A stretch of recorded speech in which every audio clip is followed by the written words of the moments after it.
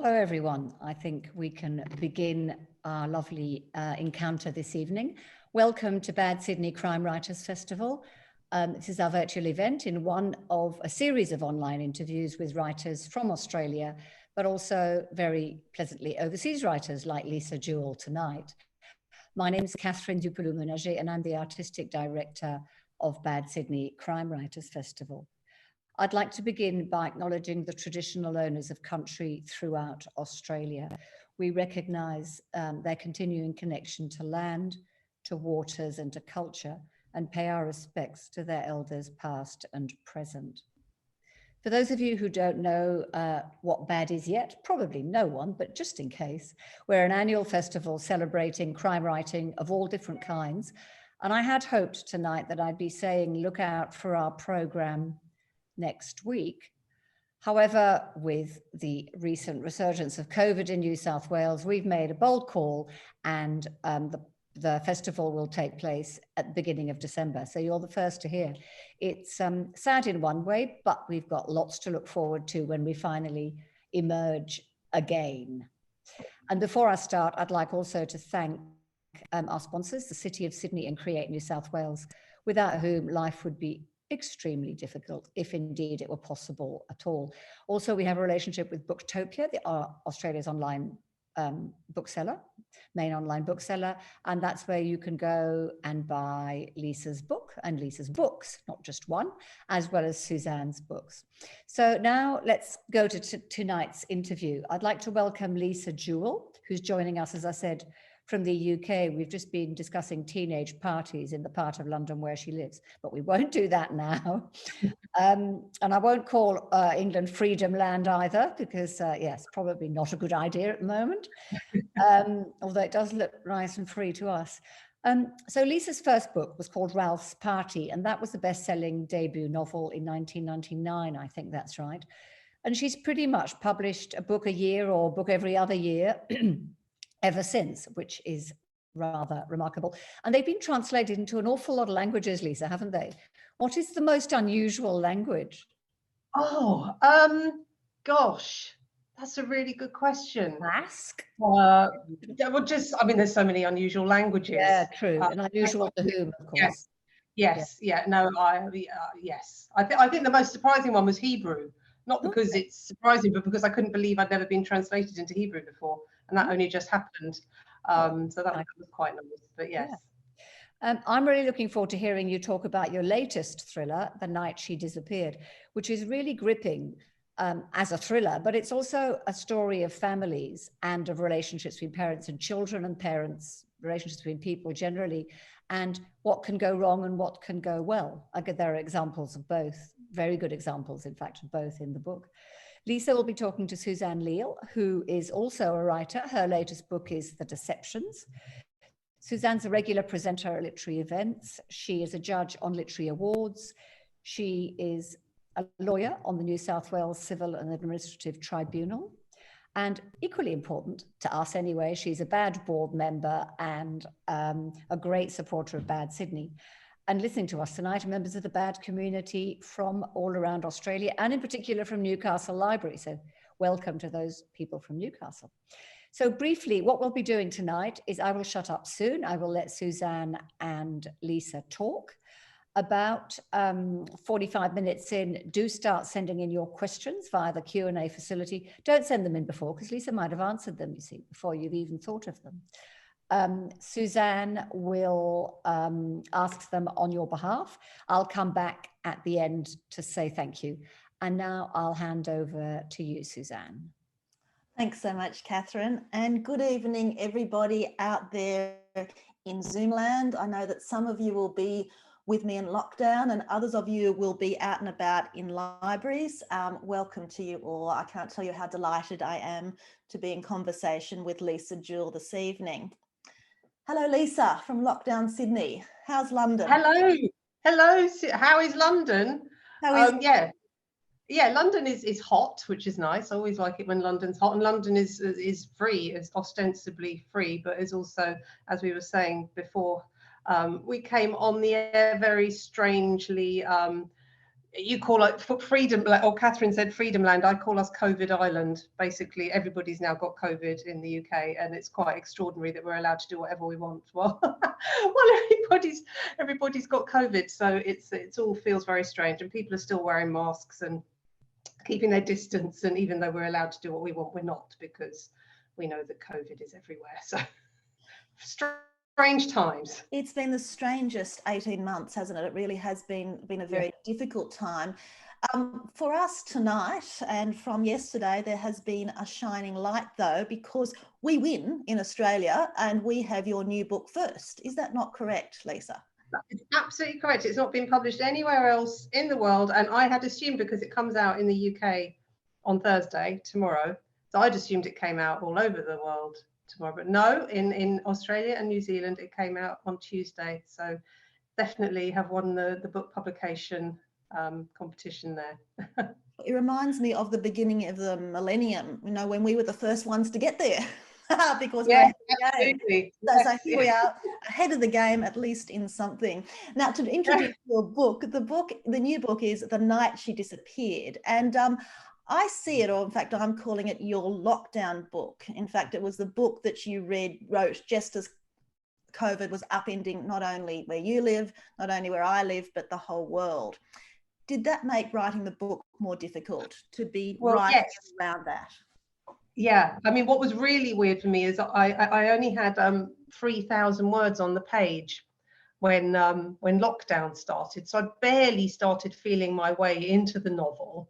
But what I had was a group of characters, luckily set in 2018, I think it was, and when it hit and we were all locked in our houses and we didn't know what was happening anymore, and all my normal sort of writing routines were thrown off kilter, I couldn't get my head into the idea of going back to these people. I'd only just got to know them, who were going to pubs and hugging each other and just living in this world where everything was normal and everybody was free and COVID had never been invented. So that really sort of stopped me in my tracks for quite a while. And I had the phone call every week from my editor here in the UK saying, how's the writing going? And every time I'd say, oh, I can't write. I can't write. My children are off school. They're all over the place. And I just can't get my head back into that world. And then after about 6 weeks of these weekly phone calls, and I said, I can't write. She said, you know, you do have to, don't you? And it was almost like she'd given me a little slap around the face. And so I, from that point on, I rented an office across the street, which technically under the laws of lockdown at the time, I shouldn't have done. I shouldn't have been leaving the house for any reason whatsoever, apart from exercise. But I thought, I can't, this is my job and I cannot do it in my house.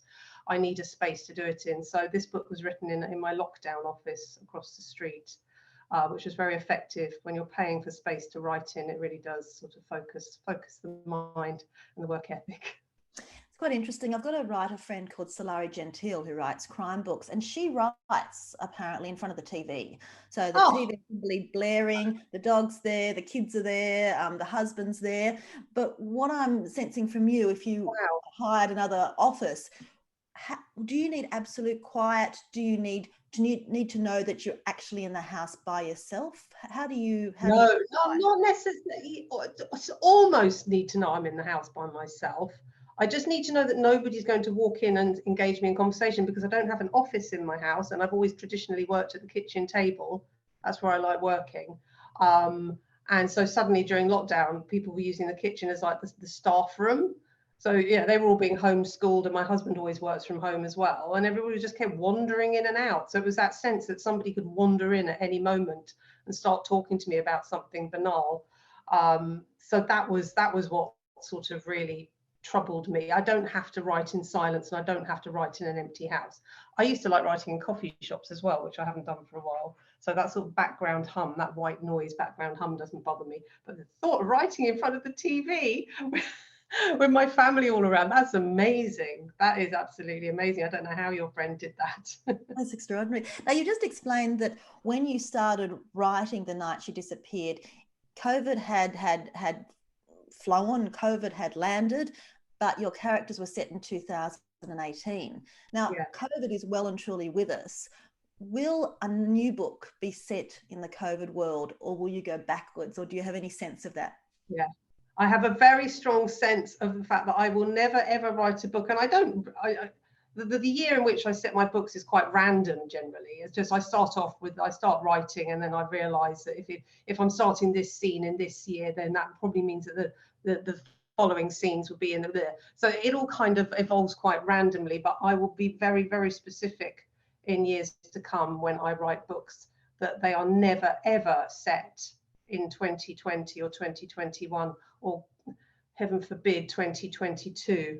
That will be a black hole in time as far as I'm concerned. I'm never going to write any scenes, any book set in those years. I don't ever want to refer to it in my work ever. Because it distresses you, or because you think it will distress the readers?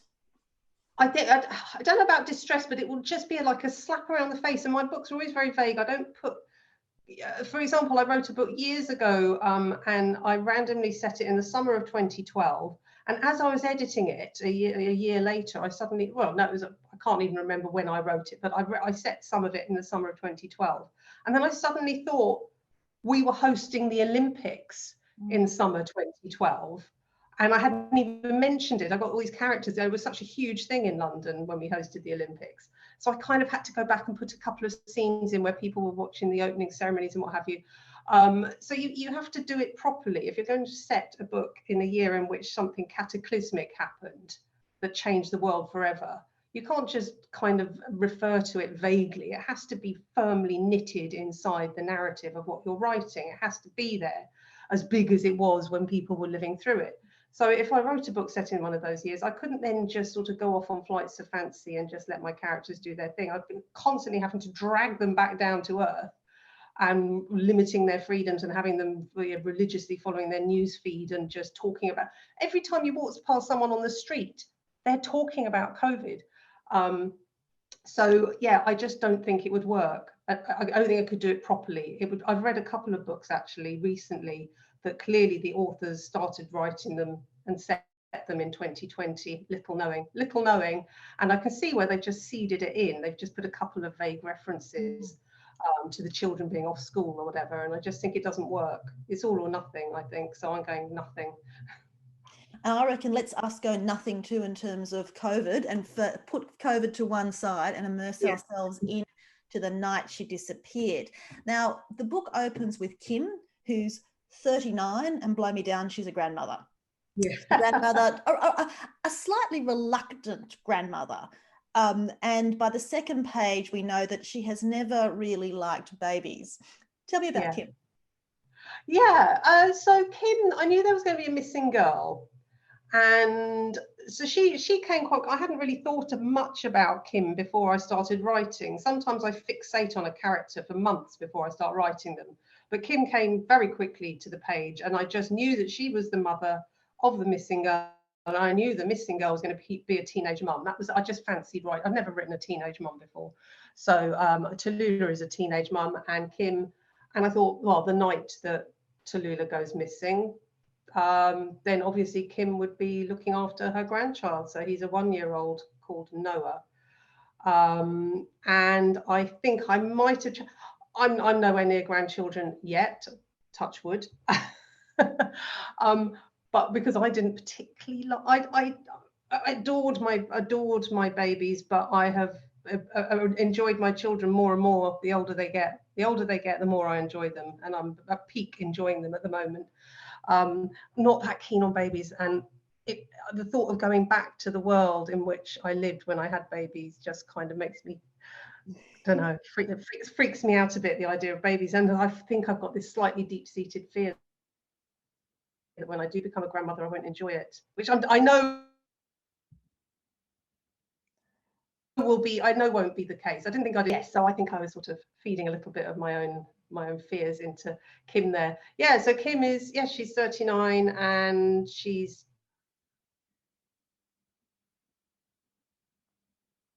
has a very, very solid bottom iron, and she's a single mother, and she's just a solid, grounded, down to earth, quiet. She's just a quiet woman who doesn't take up much space in the world. And the whole idea of their family, this little family unit of Kim, Tallulah and Ryan, the brother, is that they live a small world and they're quiet and they don't take up much space. And then this big dreadful thing happens to them.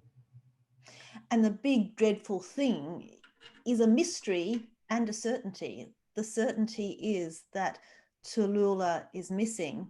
The mystery is what's happened. Yes. Describe Tallulah a little bit for me. Yeah, so Tallulah, again, she came, I knew she was going to be missing, and I knew that someone was going to come into the story at some point and solve the mystery of where she'd gone, and I wasn't even quite sure who that was going to be. And I was going to tell the story from the point of view of Kim, the mother, and this character who was going to come in, the one who was going to help solve the mystery. And I hadn't really thought too much about Tallulah. She was kind of like she was just sort of a hole in the middle of the story, the missing person. When that's the horror, that's the awfulness of a missing person, because they are a hole in the middle of a story. And I got a few chapters into writing it, and I suddenly thought, no, I can't. I have to bring Tallulah into this. I don't understand where Tallulah's gone. I don't really know what happened to her. So therefore, I need to back up a bit and catch up with her a year before she goes missing, see who she was talking to, see how she was feeling, see what was going on in her life. So then I brought Tallulah into the book as my third point of view. And she's like her mother. She's quiet and grounded and just a decent, hard-working human being, getting on with their life a day at a time. And she's got this baby, Noah, and she's got this ex-boyfriend, the father of the baby, Zach, who at the beginning of the story is trying to wheedle his way back into the relationship because he wants to be part of the family with the baby. But she's also just started at college. She's finished school and she's started studying to be a social worker.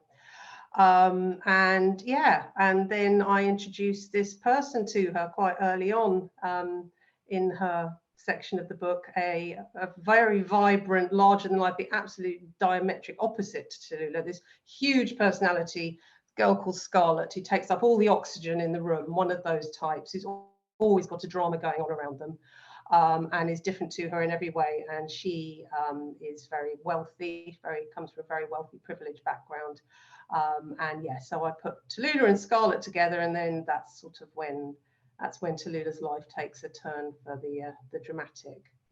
And that's when location becomes really important as well, because you've said that Scarlet is larger than life, she's really rich, but she lives in a really odd spot with an odd name. Tell me a bit about where Scarlet lives and how you get there. Yeah, well, I knew that Tallulah was going to go missing as a result of meeting this group of very privileged children who go to the boarding school in her village.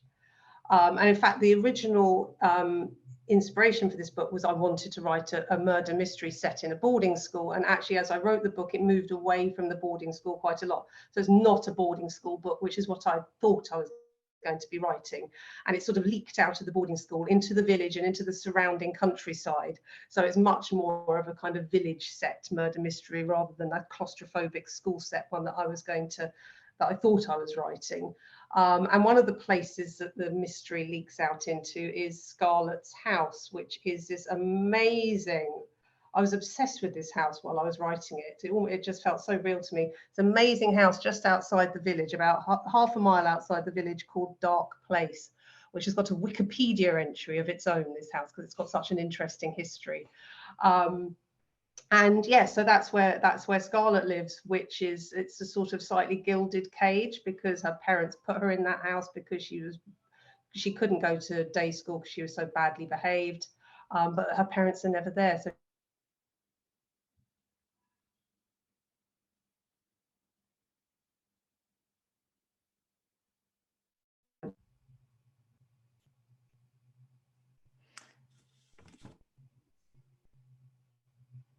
Thank you. We just lost you for a moment, Lisa, but I think we've got you. Oh no, that's a shame. Where was I up to? We got Did you get a gilded cage, and her parents put her there because she was so badly behaved, and we lost you for a moment. Yeah. Oh well, yes. I just wrapped it up by saying that she is she lives a bigger life. She lives in a bigger house than Tallulah, but she kind of is essentially lonely because her parents leave her alone a lot.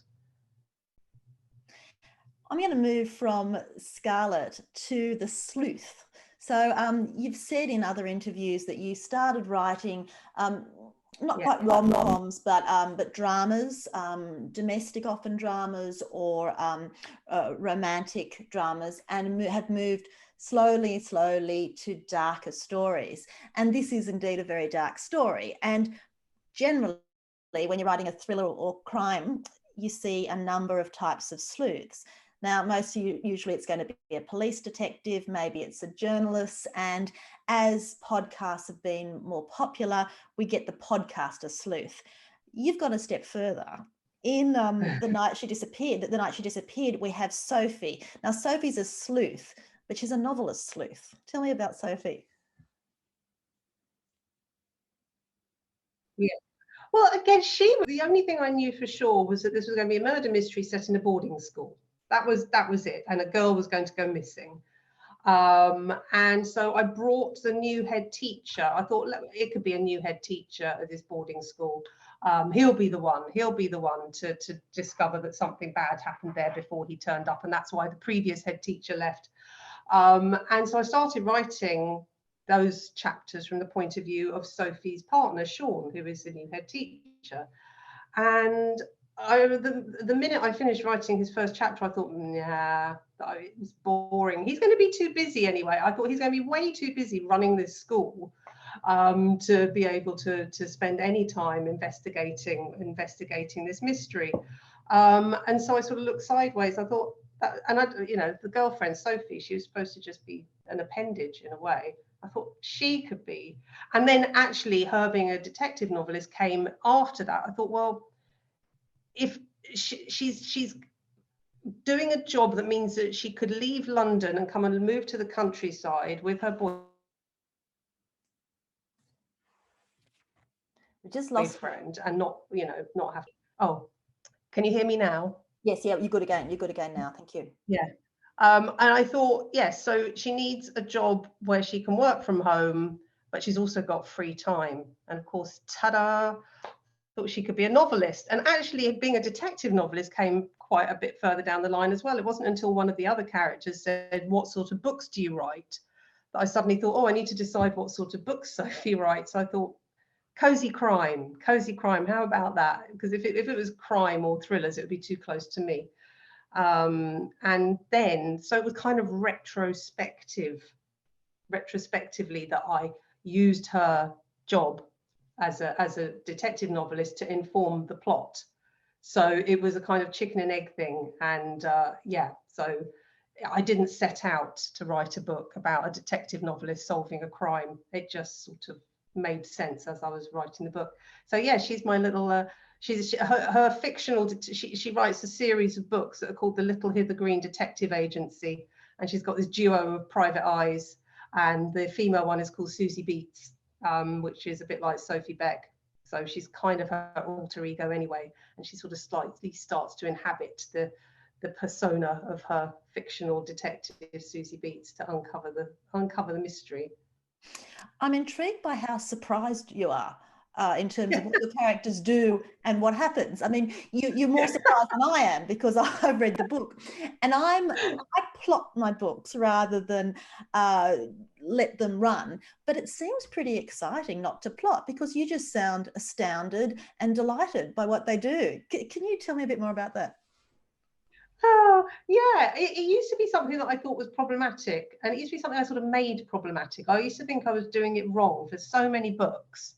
I thought a good writer plots, a good writer plans, a good writer knows what they're doing, and I'm a bad writer because I don't do any of those things and I just wing it and hope for the best. And quite often that did lead to some quite messy books where I had to delete a lot of things and change a lot of things and rewrite things and restart. But as I've gone on and got older and written more and more books, my confidence has grown to the point where I now trust in what I put on the page, trust in the words that appear on the screen, and stay with them and stick with them, put my faith in them. So it does feel quite exciting writing, because I just write whatever the hell I want to write, and then I find a way to make it work. So while I'm writing, I'm kind of only a chapter ahead of the reader. So I'm almost having the same experience as the reader in terms of like the sort of revelations and the you know, the sort of unexpected turns of events taking me by surprise. And it is, yes, so I now own it. I own my writing technique. A reader at a book event once gave me the perfect description for the way I write, which is you plot on the page. So that's what I do. I plot on the page. I don't plot in my head, really, a little bit, but mainly it just comes straight out onto the page, and I put something down and then I make it work somehow or other.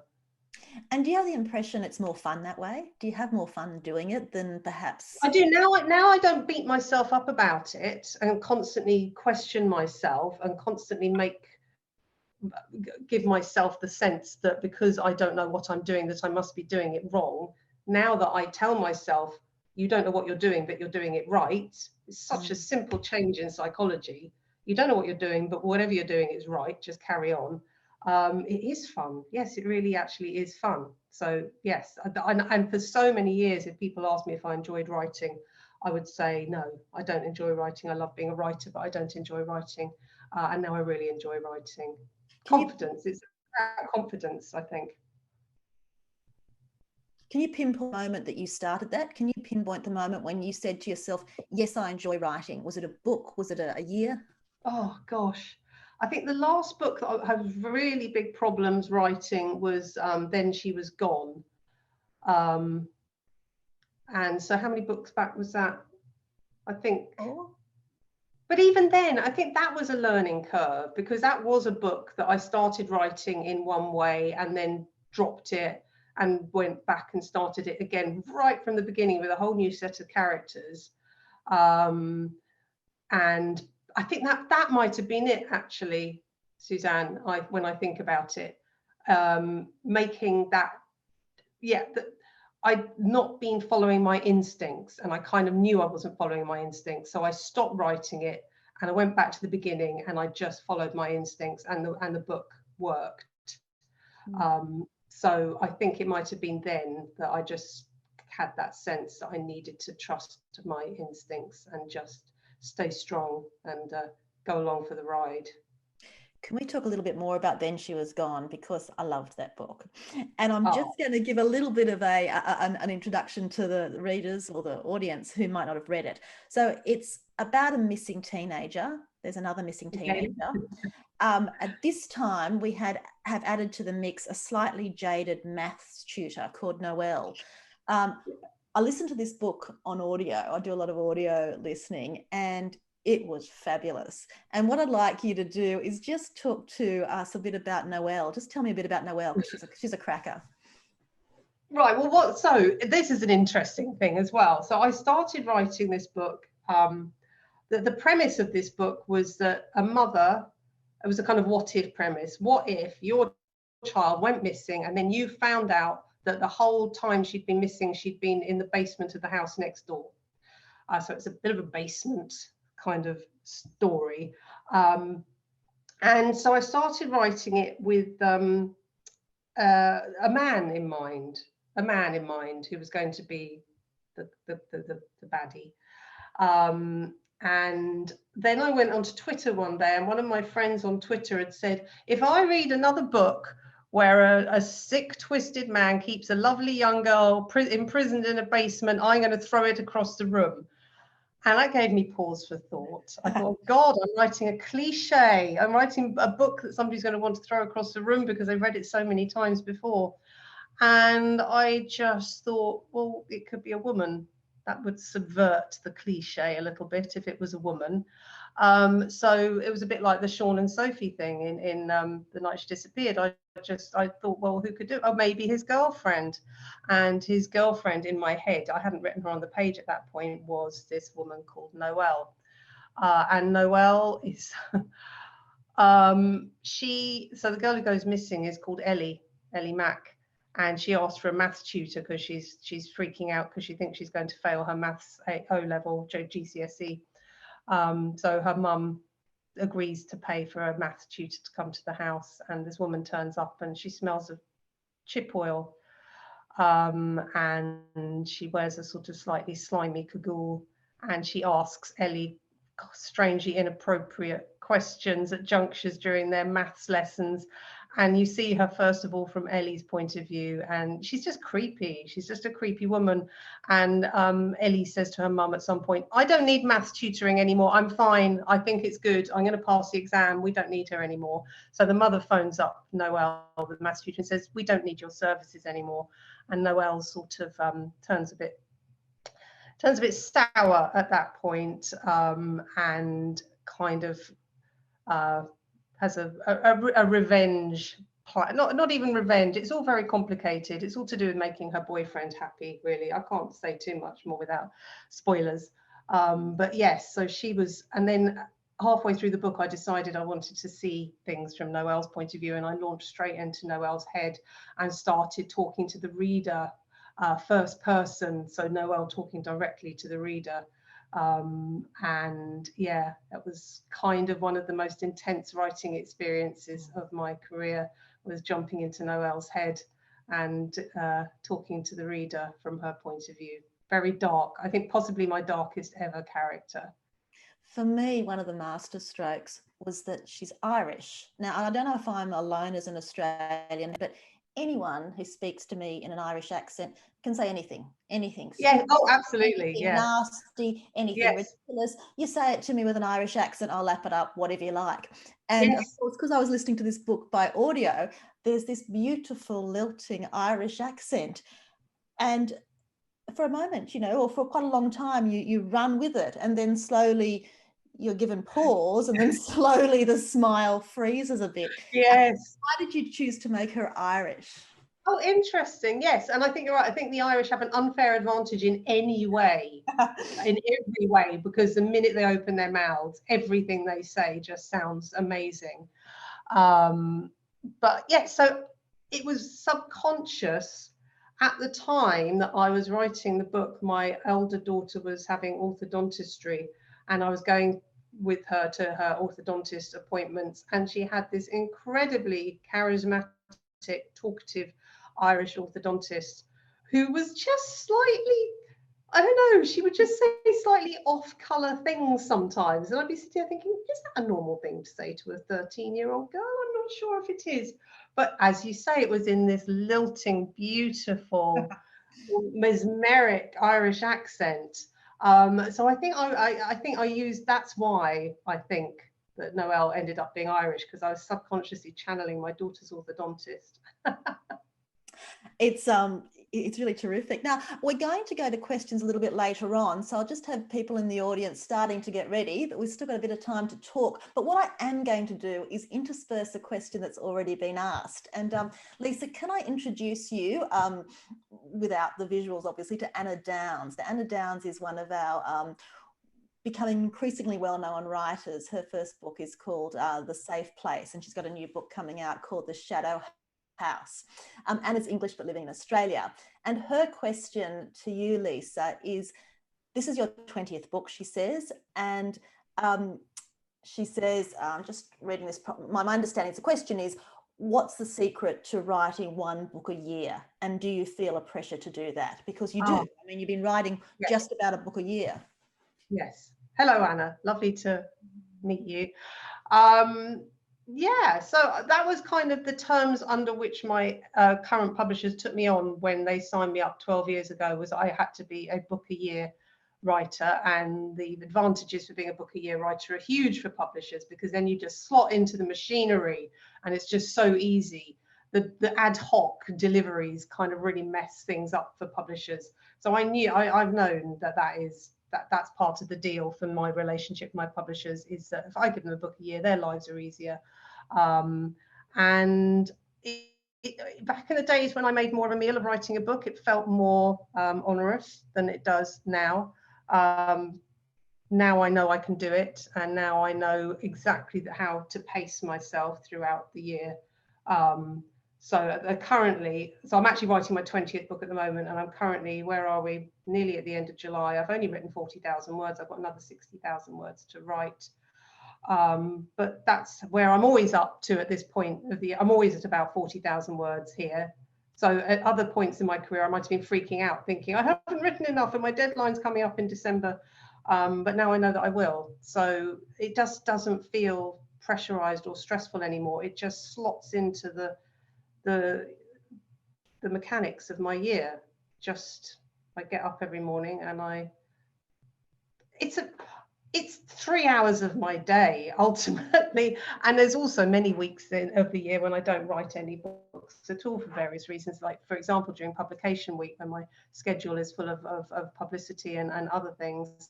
So no, I have found it stressful in the past and freaked out and thought I'm going to let people down, I'm never going to finish it, and I wish I didn't have to write a book a year, but for the last sort of 4 or 5 books I have not felt that at all.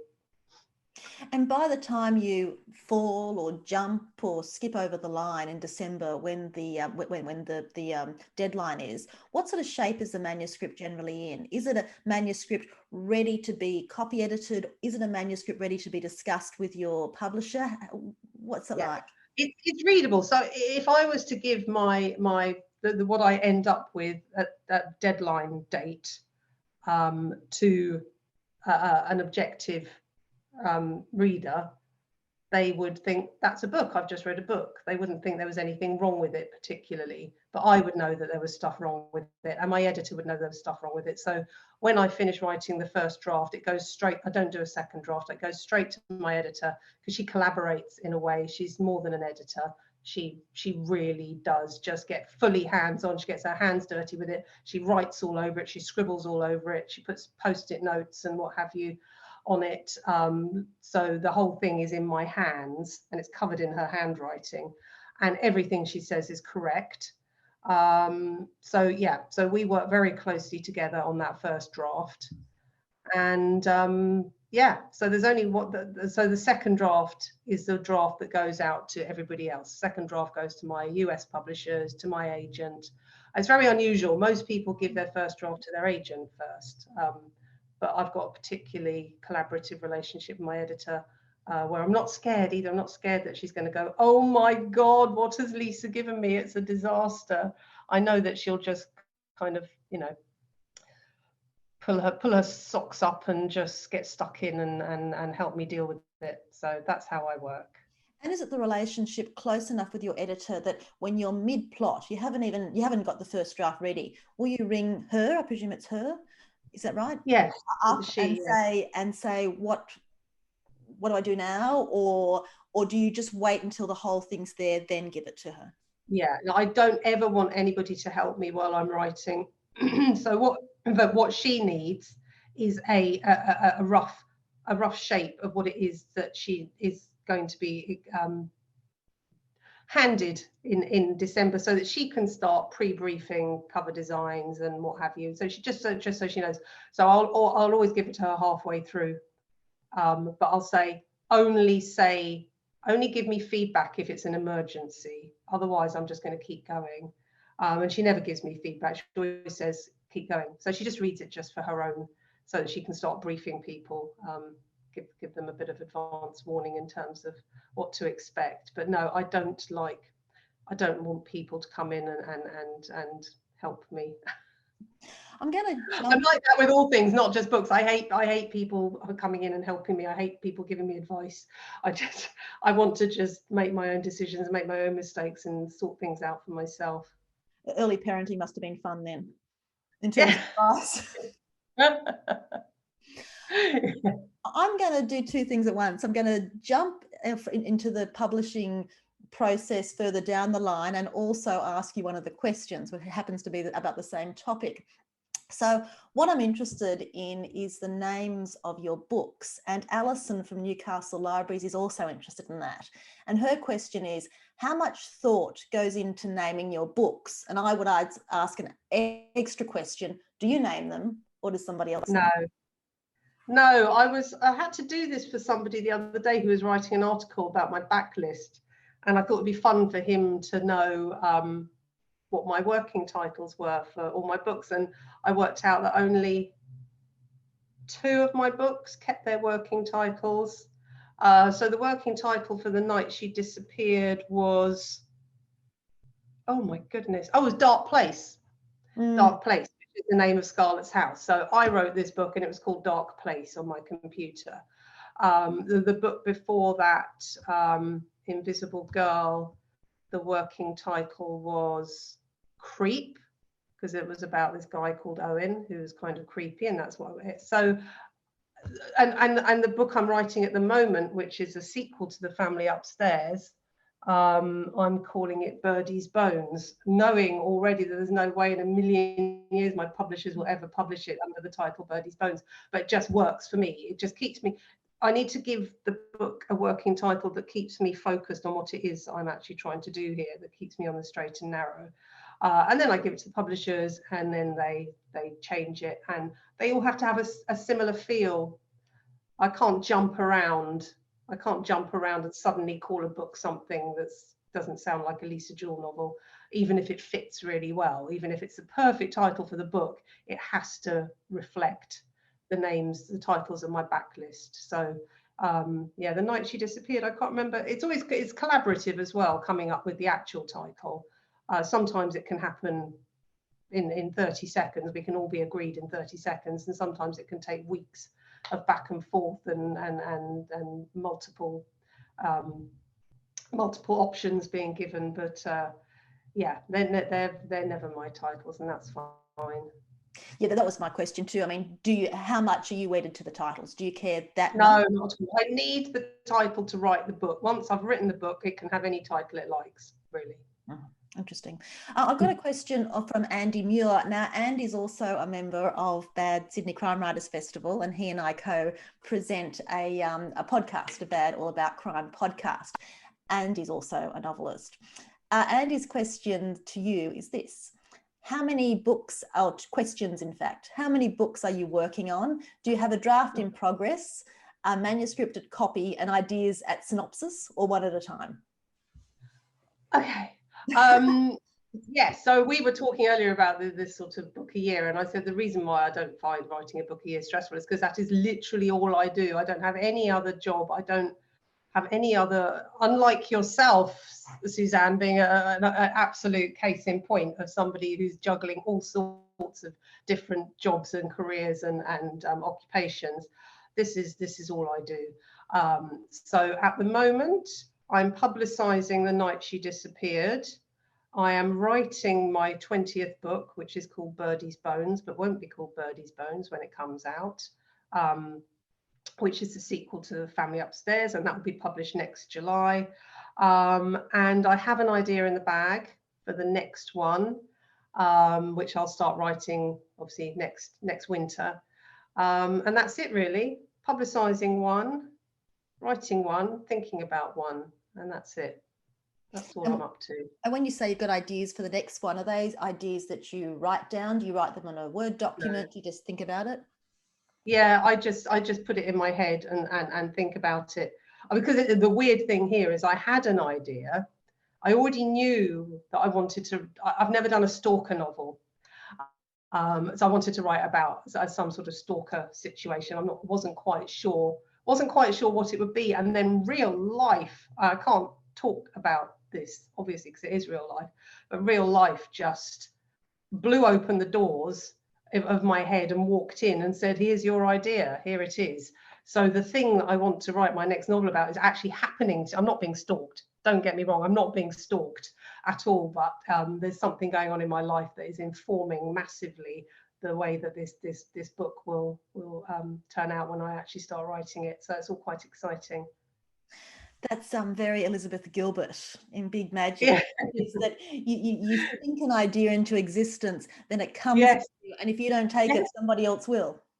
Yeah, no, exactly. That's what it feels like. That is what it feels like. So yes, it is quite exciting. But no, I don't have a notebook full of ideas. I have one idea a year. And that is it. And I know, and that's the thing, that's another thing that comes from all these years and years of writing, is I recognise the idea when it comes. So I don't need to think about any ideas. because I feel it. It comes. So with this one, with The Night She Disappeared, it was a boarding school. It was the idea of a murder mystery set in a boarding school. So then I just didn't think about anything else after I thought about that. And the same with this book that I'm going to start next year. I know what it's going to be now. So that sort of bit of my brain is shut down. That ideas bit is shut down. So just focus on that one. Is it a bit like with romantic relationships? It's pretty tricky to juggle more than one.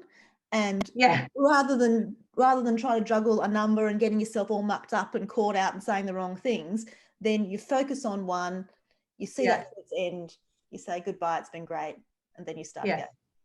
Exactly. That's what it feels like. Clean slate every time, which is why it's quite weird for me at the moment writing a sequel. Kind of feels a bit messy.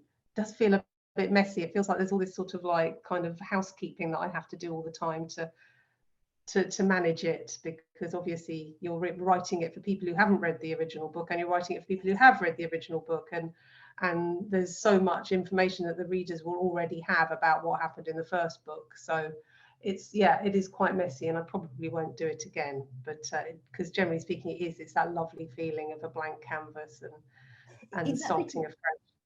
Sorry, is that because you forget sometimes? Like, you've written the book, you wrote the family upstairs, and sometimes the details, do you forget them? And then you have to bring them back for the sequel.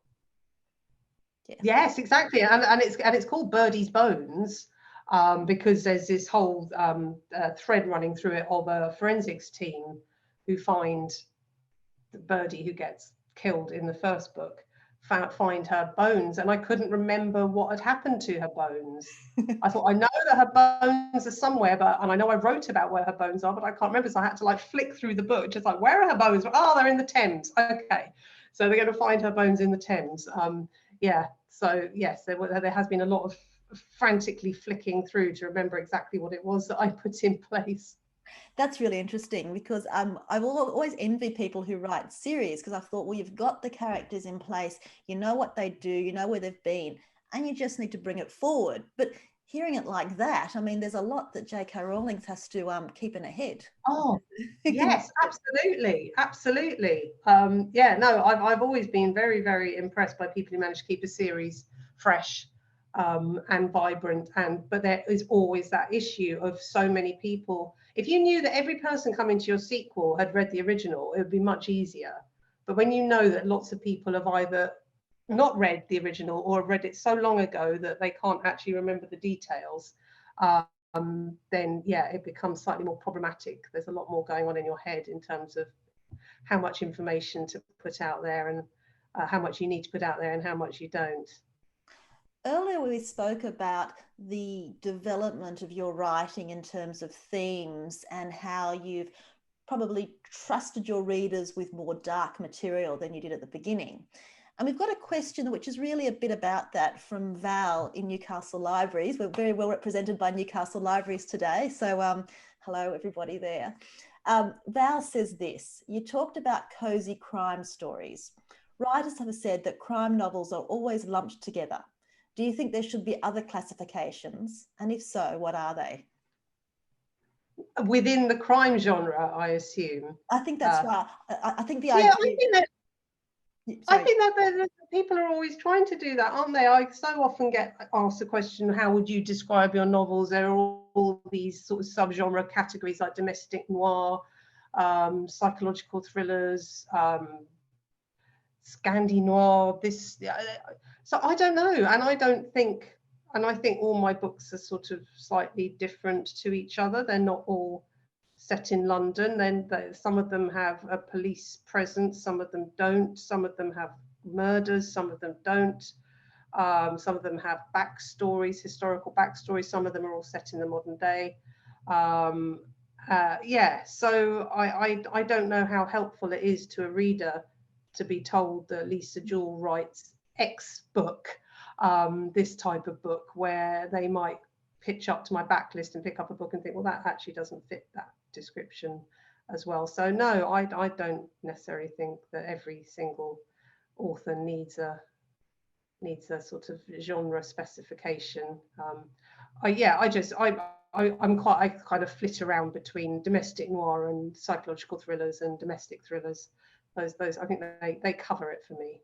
So if we just jump pre-COVID, if I were to fly over now to London, Lisa, and we didn't know each other, we were at a party together, and you said you're a writer, and I said, so what sort of writer are you? How would you respond given that question? Yeah, well, that's exactly it. So it would depend on my mood and the moment, I suppose. But I suppose I would normally say I write psychological thrillers, purely because then I think, well, people know what.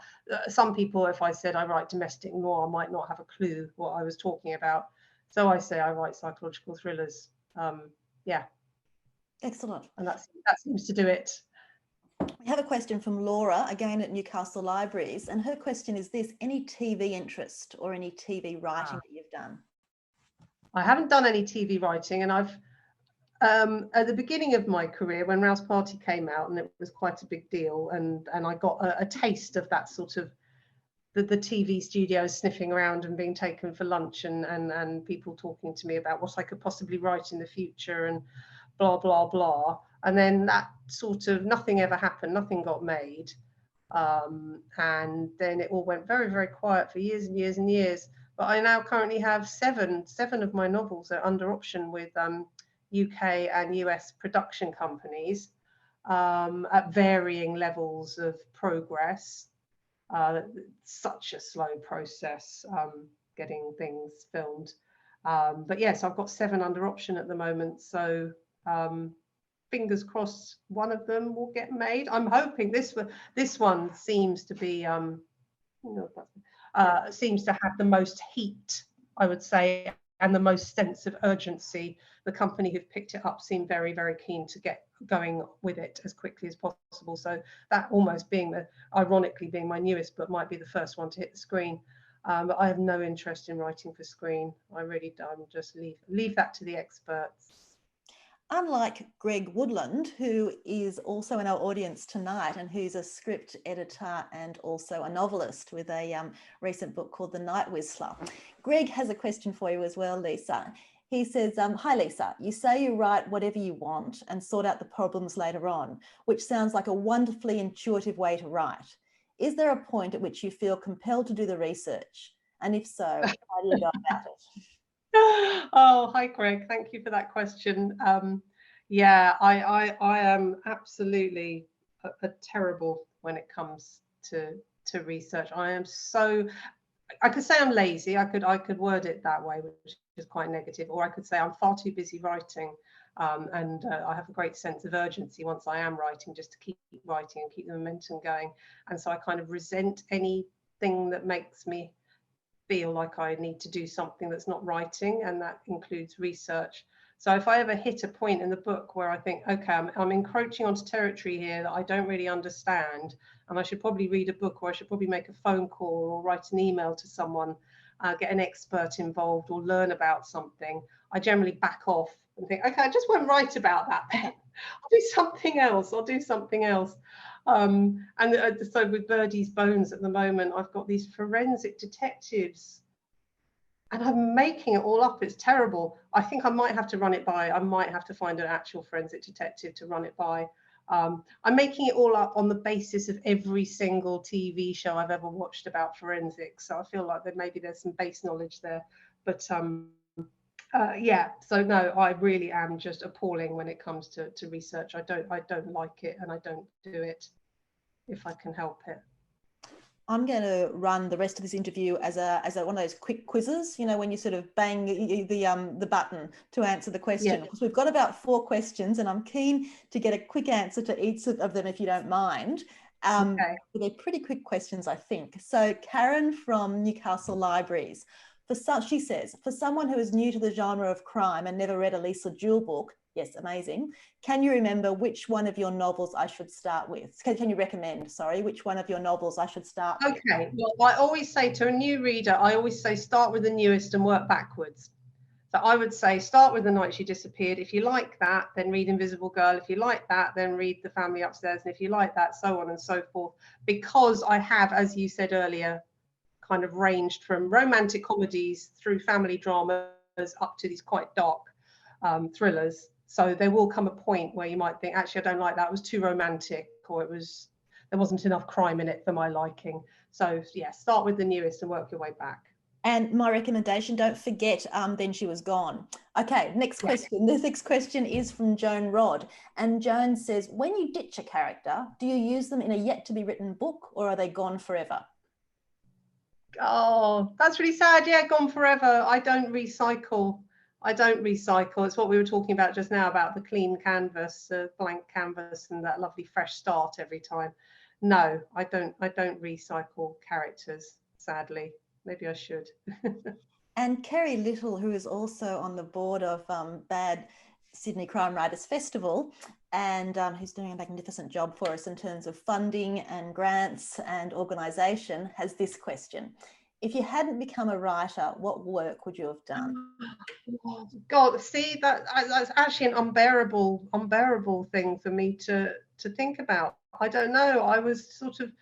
I started off working in fashion, and then I ended up at the point at which I started writing Mouth Party. I was working as a PA to marketing director of a shirt making company in London, and I think I just thought I was going to be a secretary, and there was never anything else. So I genuinely, it freaks me out just thinking about the possibility that I might not have ended up being a writer. It freaks me out because there's nothing else, nothing. Things have got a bit confusing now, Lisa, because now the questions are asking questions of each other. So Andy's asking of Joan, which character do you want to come back? So I'm going to leave them to answer that themselves, because we're on the money.